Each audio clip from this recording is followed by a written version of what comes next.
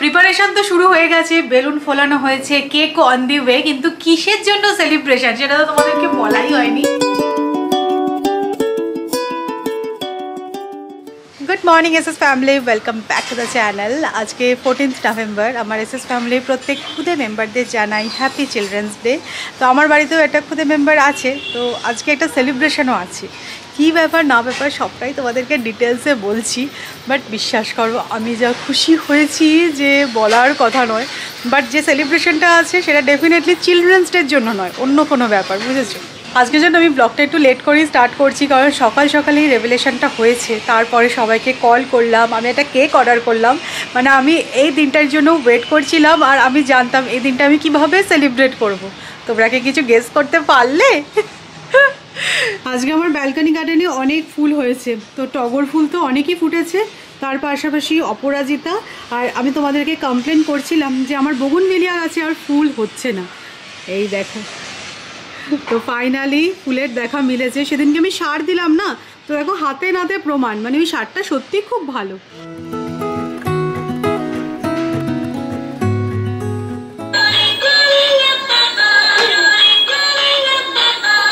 তোজো এখন কিন্তু নতুন গাড়িতে খুব ভালো খেলছে, তবে পা দিয়ে যে এগোনো যাবে সেটা এখনো পুরোপুরি রপ্ত করতে পারেনি, কিন্তু গাড়ি থেকে নামা শিখে গেছে দেখো।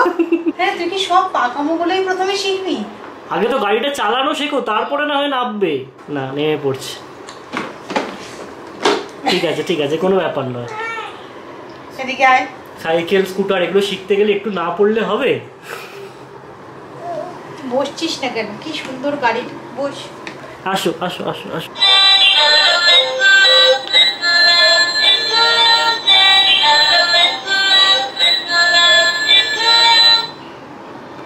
আসো আমার কাছে আসো, পা দিয়ে দিয়ে চালিয়ে এসো। পাটা দিয়ে চালিয়ে যা, এই তো পা দিয়ে দিয়ে চালিয়ে যা। আমরা ট্রেনিং দিচ্ছি ওকে। না, ও নেমে পড়বে।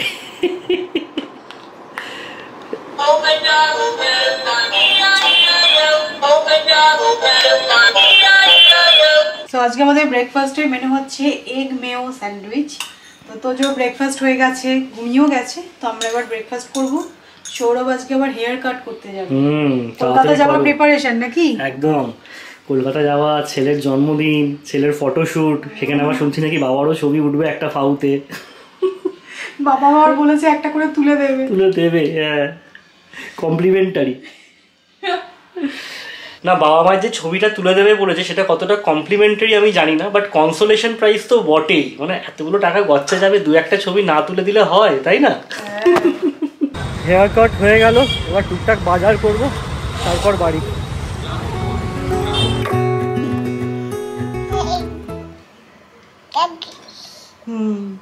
ঠিক, গাজর।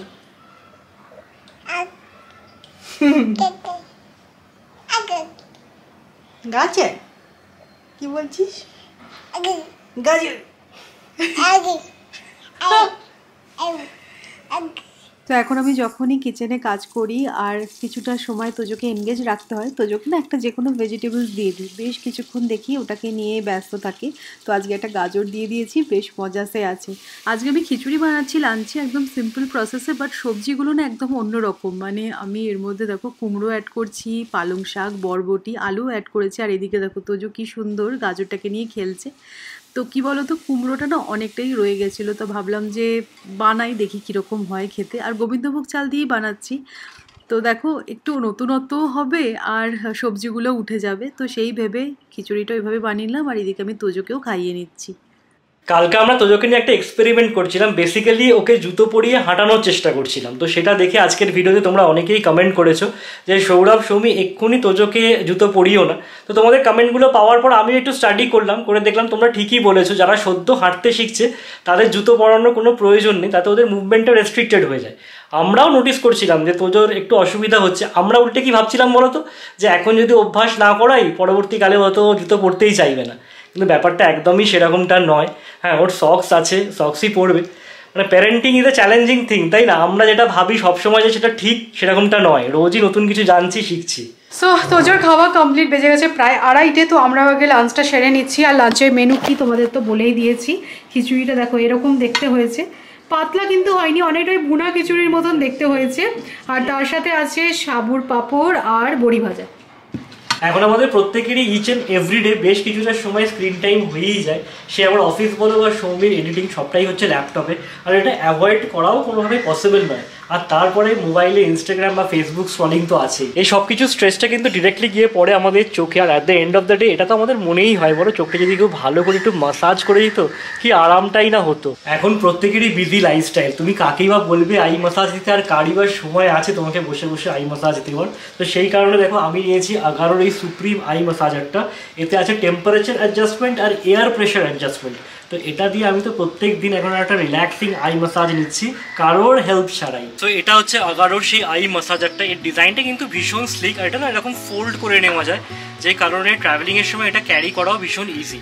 এর পেছনে দেখো এরকম একটা ইলাস্টিক ব্যান্ড আছে, যেটা দিয়ে তোমরা তোমাদের হেডের সাইজ অনুযায়ী অ্যাডজাস্ট করে নিতে পারবে। তাছাড়াও একটা এখানে বাকেল দেওয়া আছে ফর এক্সট্রা অ্যাডজাস্টমেন্ট। তো আগারোর এই আই মাসাজারের কন্ট্রোল প্যানেলটা এখানে আছে। সুইচ অন করার জন্য আমাদেরকে এই পাওয়ার বাটনটা লং প্রেস করে থাকতে হবে। আই মাসাজারটা ডেলিভার করে রিল্যাক্সেশন অ্যান্ড রিলিফ করে আমাদের eye strain, dry eye, stress আর হেডেক থেকে। এখানে দুটো এয়ার কম্প্রেশন প্রেশার অপশনস আছে, লো অ্যান্ড হাই, আর 5টা মোড আছে, স্ট্রং, সফট, রিল্যাক্স, স্লিপ আর অ্যাওয়েক। এছাড়া দুটো হিট অপশন আছে, লো অ্যান্ড হাই। আগারোর এই সুপ্রিম আই মাসাজারে কিন্তু ইনবিল্ট মিউজিকও আছে, তাছাড়াও কিন্তু ব্লুটুথ কানেক্টিভিটিও প্রোভাইড করা আছে, যেখানে তোমরা এনজয় করতে পারবে মাসাজটা উইথ সুদিং মিউজিক। এই কন্ট্রোল প্যানেলটা থেকেই কিন্তু এয়ার প্রেশার, টেম্পারেচার বা মিউজিকের ভলিউম তোমরা কন্ট্রোল করতে পারবে। এই আই মাসাজারটা চার্জিং পোর্ট হচ্ছে গিয়ে এটা, আর এখানে কিন্তু টাইপ সি চার্জিং কেবেলও প্রোভাইড করাই আছে। আগারোর এই আই মাসাজারটা দিয়ে কিন্তু সত্যি খুব রিল্যাক্সিং একটা ম্যাসাজ পাওয়া যায়, আমার তো খুব ভালো লেগেছে। তো এর সাথে তোমরা পেয়ে যাবে 1 year ওয়ারেন্টিও। তো আমি ডেসক্রিপশন বক্সে লিঙ্ক দিয়ে দেবো, চেক আউট করে নিও। শোন না,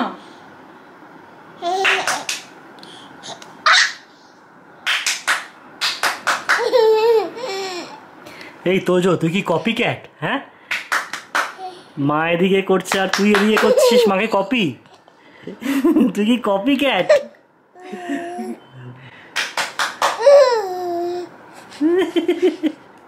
দেখ তোর হাতে আওয়াজ হচ্ছে না। এই শোনো শোনো শোনো না, শোনো না। আচ্ছা শোনো, সবাইকে একটু দেখিয়ে দেবে তোমার নতুন গয়নাটা, একটু দেখাবে? দুষ্টুমি করার আগে এখন গয়না দেখাবে নাকি? নতুন একটা গয়না হয়েছে, নতুন গয়না হয়েছে তোজো। এই তো পাপা কই?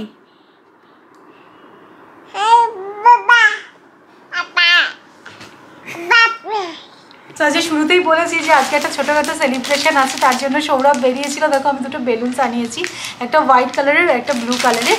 তো তোজো আগে ঘুমিয়ে যাক, তারপরে একটু টুকটাক ডেকোরেশন করবো, কারণ তোজো ঘুমিয়ে গেলে সন্ধ্যেবেলা ওর মুডটা ভালো থাকবে, ওর সাথে আমরা খুব এনজয় করতে পারবো। আর কেকও রেডি হয়ে গেছে, তোমাকে ছবি পাঠিয়ে দিয়েছি, খুব সুন্দর হয়েছে কেকটা দেখতে। তবে এখন আমি এখানে বসলাম কেন বলো তো, আমি যেন ভুলেই গেছি যে তোমাদেরকে কালকে দেখানো হয়নি তোজোর ফটোশ্যুটের ড্রেসটা কি কিনলাম। তোমরা আজকে আমাকে কমেন্ট করেছো, তখন আমার মনে পড়েছে, সিরিয়াসলি আমি তো দেখাইনি। তো বেসিক্যালি 3টে ড্রেস পরে শ্যুট হবে।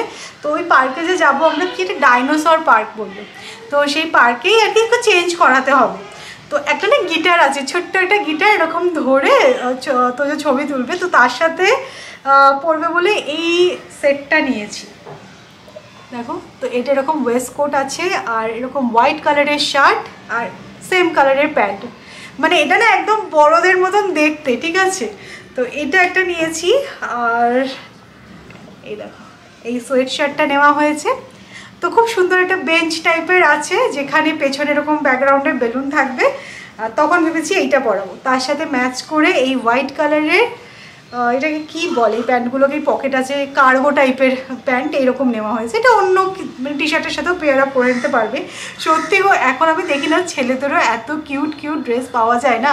আমার ওই দুঃখটা না বুঝে গেছে খানিকটা, বলতে পারো যে হ্যাঁ, আমার মেয়ে হয়নি, ছেলে হয়েছে, ওকেও বেশ ঘুরিয়ে ফিরিয়ে আমি সুন্দর সুন্দর জামা পরাই। দুটো তো আমি কিনেছি, আর একটা যা আছে সেটাই রিপিট করে দেবো। পুজোর সময় তো অনেক শার্ট কিনেছিলাম, তো ওইখান থেকে একটাও পরবে। তো আমি খুব এক্সাইটেড এই ফটোশ্যুটটার জন্য। যখন একদম নিউ বর্নে ও ছবি তুলেছিলাম, তখন তো অতটা কিছু বুঝতো না, এখন তো অনেক কিছু বোঝে। তো কিরকম কিভাবে রিয়াক্ট করবে সেটাই দেখার বিষয়। এই তোজো এখানে একটা হামি দে, এখানে একটা হামি দে আমি। Thank you. একা একা পাপাকে আদর করা হচ্ছে। হ্যাঁ, ও দাদা এদিকে আসুন নাকি? ঘুম টুম দিয়ে উঠেছে। যা কি হয়ে গেল, এটা কি? সো গুড ইভিনিং, এখন বেজে গেছে 6:30। তোজোকে ঘুম পাড়াতে গিয়ে আমি যত ভাবি আর ঘুমাবো না, ওই একটুখানি মোবাইল করতে করতে কখন যে চোখটা লেগে যায় বুঝতেই পারি না। আমি তোমাদেরকে আগেও বলতাম যে দুপুরে ঘুমাতে আমি পছন্দ করি না, দুপুরে ঘুমোলে না মনে হয় প্রোডাক্টিভিটি কমে যায়। বাট এখন কিছু করার নেই, মানে সকালবেলাটাও একটু তাড়াতাড়ি ওঠা হয়ে যায়, তো দুপুরবেলা খুব চোখ লেগে যায়। এই যে দেখ, চলো রেডি হবে না? চলো চলো, এই যে আমি সাজছিলাম, এই যে আজকে আবার মাস্কারা নিয়েছে একটা, এই যে চলো। এটা ফেলবে না এদিক ওদিক, না এদিক ওদিক ফেলবে না, এটা আমার দিয়ে দাও। শোন এদিকে,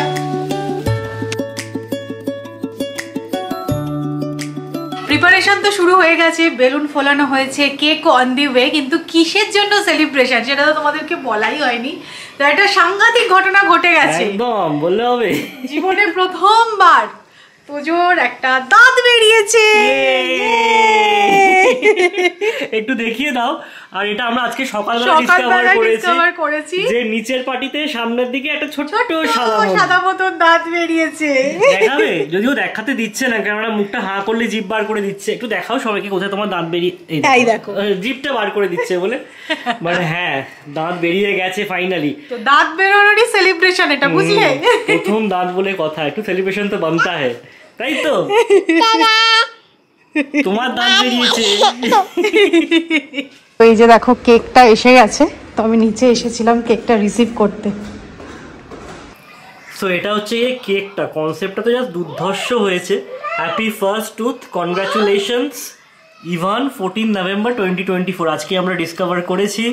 এখানে একটা ব্রাশ আছে, একটা পেস্ট আছে, দারুণ। তোজো এবার কিন্তু তোকে দাঁত ব্রাশ করতে হবে। হ্যাঁ, এবার থেকে ব্রাশ করতে হবে কিন্তু। কি পাপা পাপা করে যাচ্ছ? ব্রাশ করতে হবে। এতদিন ব্রাশ করতিস না। কেকটা কি খাবে তুমি আজকে? এই কেক খাবে তোজো? তুমি কি কেক খাবে? কেক খাবে? হ্যাঁ কেক খাবে? তোমার অনারেই কেকটা এসছে, খাবে? কেন অবাক হয়ে দেখছে দেখো। আবু আবু ও জিপটা কি করলো গো, পেটুক মানুষ।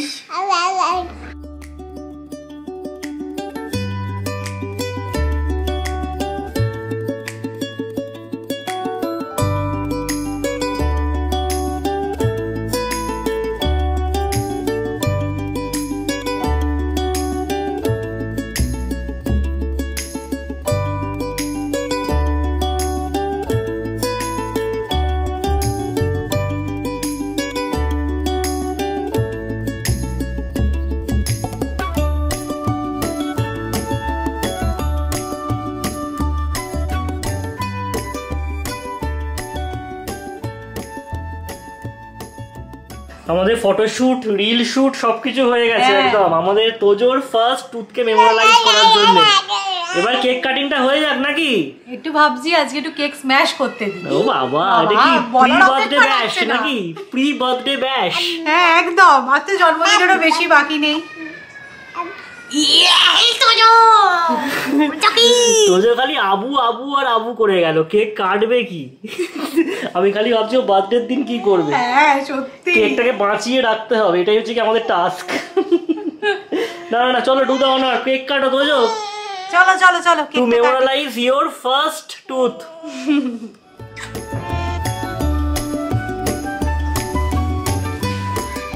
কেকের ফার্স্ট বাইট তোমার জন্য, কারণ তোমার দাঁত উঠেছে। দাঁত দিয়ে কামড়ে কামড়ে খাও, কামড়ে কামড়ে খাও একদম। হ্যাঁ ভালো, খুব মজা পেয়েছে।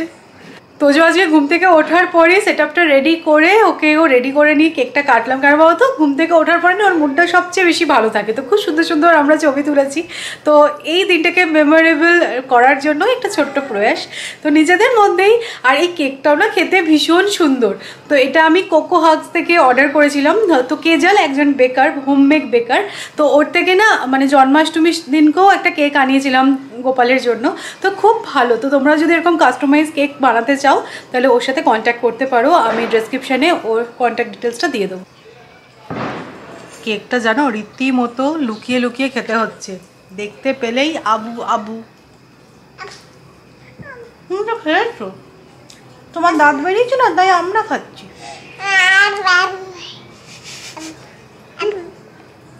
গোপালের কৃপায় বলতে নিয়ে 1 বছরে যা যা মাইলস্টোন রিচ করার দরকার তোজো সব মাইলস্টোনগুলোই রিচ করেছে। আমি জানো তো এই দাঁতটা নিয়ে ভীষণ টেনশানে ছিলাম, তোমরাও অনেকে আমাকে জিজ্ঞাসা করেছিলে যে সৌমি তোজোর কি দাঁত বেরোলো, তো দাঁত তো বেরোচ্ছে না, এটা আমাদের তো হাতে নেই। আমি ম্যাডামকেও জিজ্ঞাসা করেছিলাম যে এখন অবধি কেন দাঁত বেরোচ্ছে না, ইনফ্যাক্ট আমি ওনাকে হোয়াটসঅ্যাপও করেছিলাম, তো উনি বললেন যে ইটস নর্মাল, কারো কারো দাঁত আগে বেরোয়, কারো কারো দাঁত পরে বেরোয়, 18 মাস অবধি এটা একেবারে নর্মাল, কিচ্ছু টেনশন করার দরকার নেই, ওর দাঁত ওরই বেরোবে। ম্যাডাম আর কি মজা করে আমায় বলেছিলেন, কিন্তু আমি সবাই শুনছিলাম যে সবারই দাঁত বেরিয়ে গেছে, ময়ূরের মেয়েরও একদম সময় মতন দাঁত বেরিয়ে, তোজোর আর দাঁত বেরোচ্ছে না। আমাকে বাড়িতেও সবাই জিজ্ঞাসা কিরে দেখ তোরা মনে হয় বুঝতে পারছিস না দাঁত বেরিয়েছে, বলছি কি দাঁত বেরোলে বুঝতে পারবো না। তো যাই হোক দাঁত বেরিয়েছে ফাইনালি, তো নিচে একটা ছোট্ট মতন সাদা দাঁত বেরিয়েছে একটা, বাট আমার মনে হচ্ছে ওপরে ওর দাঁতটা বেরিয়ে যাবে তাড়াতাড়ি। ম্যাডাম বলছে যাদের একটু লেট করে দাঁত বেরোয় তাদের একসাথে সব বেরোতে শুরু করে। আর জানো তো মানে টাচউড বলতে নেই, মানে দাঁত বেরোনোর সময় অনেক সময় একটুখানি প্রবলেম হয়, পটি প্রবলেম হয়, তো তোজোর সেরকম কিছুই প্রবলেম হয়নি। আমি তো সাডেনলি দেখলাম ওর দাঁত বেরিয়ে গেল। মাঝে তোমাদের বলছিলাম না যে ও একদম খাচ্ছে না, তো সেটা হতে পারে একটা রিজন। তবে হ্যাঁ, প্রত্যেক বাচ্চার নেচার আলাদা এবং প্রত্যেক বাচ্চার মাইলস্টোন রিচ করার টাইমিংও কিন্তু আলাদা হয়, আমরা ডিসাইড করতে পারি না ওর হয়েছে কেন আমার হলো না, এটা ভাবার কোনো জায়গায় নেই। যাই হোক, তো এটা একটা গুড নিউজ তোমাদের সাথে আজকে শেয়ার করলাম। তখন একটুখানি ফ্রেশ হয়ে নিই, দেন আমাকে আজকে আবার রান্নাও করতে হবে। তো পনির আনিয়ে রেখেছি, পনির দিয়ে কিছু একটা বানাবো আর রুটি বানাবো।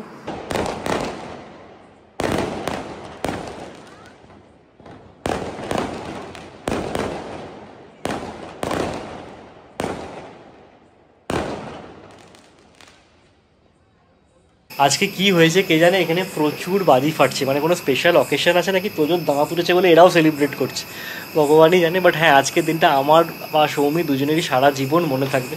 আর তোজো আশা করি পরবর্তীকালে ছবি বা ভিডিওগুলো দেখে রিকালেক্ট করতে না পারলেও এনজয় তো করবে বটেই।